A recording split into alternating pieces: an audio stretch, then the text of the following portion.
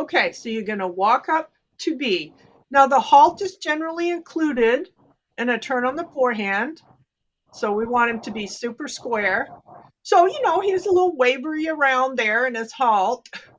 All right. Mm-hmm. Now, just rest for a minute. The aids are that you don't do it, but think about it, that you turn your head first. So you would turn your head to the outside because he will need lateral pole flexion to the outside. He's just wavering all around like a piece of jello. So he He's would like, Mom, what do you want me to do? he would be on the bit and he would Okay. have lateral pole flexion. We're not going anywhere, so just put your hand down and give him the aid for standing, whatever that Sure. is, which for most horses is that your hand's on his neck. Okay. And so in a minute, you would turn your head towards the pole there or the mounting block or whatever's over there to the right. And you would turn your hand, the right hand, like a key, and his pole would come around so that you would just see his eye. Now, your inside leg is going to be at the girth, not off him. It's going to be touching him, but not active. And the right leg is gently slides back along his hair and goes press release, press release, press release, press release. It doesn't go on and off, but it's on him and it's fluctuating. Now, the fluctuating is because at any moment on a turn on the forehand, you are theoretically supposed to be able to stop and proceed forward.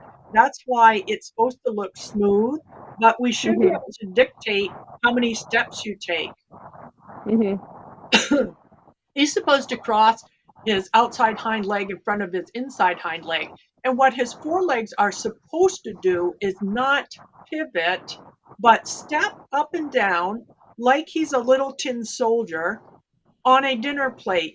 If he doesn't Mm-hmm. pick his front feet up, if he pivots them, he's not using his thoracic is down. So one of the things that is part of the idea of a turn on the forehand is not to lose the idea of forwardness, because if we do, that's when the pivoting on the front legs start. If we Mm-hmm. think we have stood him here too long, what we might want to do is walk forward and then stop only for a second or two if you feel like he dropped his thoracic while he stood.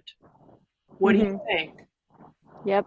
Okay, let's have him walk forward one more time and settle into a square halt. See if you can ask him to be a little bit more in connection. Good. Pull to the right, your head to the right. Right leg goes on, left leg is there, and you're looking for him to step right hind leg across the left. Keep his forehand thinking forward, stepping, stepping, think forward, think forward, think forward. Easy. Keep your left leg on to prevent that big side stepping. His hind Okay. legs did not become parallel to long side. He didn't finish. Can you feel it? You're not parallel to long side. Do one more step. Yeah, there you go. Good. Not bad for the first time. Walk on. Now, when you practice this, it's really, really important that if you feel like you stopped your horse too long in the halt and you're practicing at home, step forward again, settle him into a square halt, and start. Mm-hmm. Because this whole thing is about the hind legs cross, but that the thoracic is not collapsed. Mm-hmm. So the aids are, again, to reiterate, are that the rider pivots their head to the outside. They turn the key on the outside rein so that the horse has very, very small lateral pull flexion to the outside.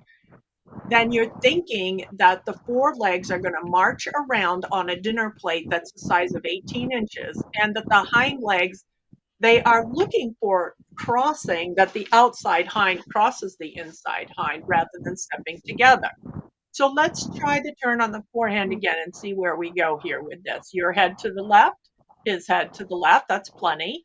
Then thinking forward so that he steps his front feet, steps his front feet, step the front feet, step the front feet, and get parallel.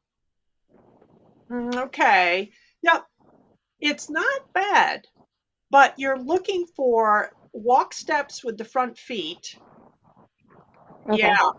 And what you just learned is he was either thinking about doing it or you were thinking about doing it. And you could tell that he was planted on his front feet and you're going, you know what, I'm going to walk ahead.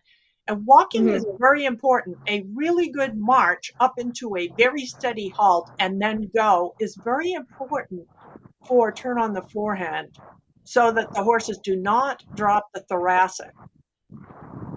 One more time here. Hands together. And somewhere along here, let's halt and look for the square halt. Hands together. So just think about halting like you're Ooh. going to salute. Nice job. Your head right, his head right. Um, Think forward. Nice job. Yes. Come on. Right leg active. Yep. Sit on the left. Okay. So the last step was not as good, and it had to do with, could you tell that he got you out of position? You were no longer yeah, like I in was the, like over. yes, you weren't in the Yeah. center of him, and he stepped out from under you and stopped crossing. Yep. So this is a very good start for your very first day. Thanks for watching. If you like the information we provided today, don't forget, subscribe, like, and share.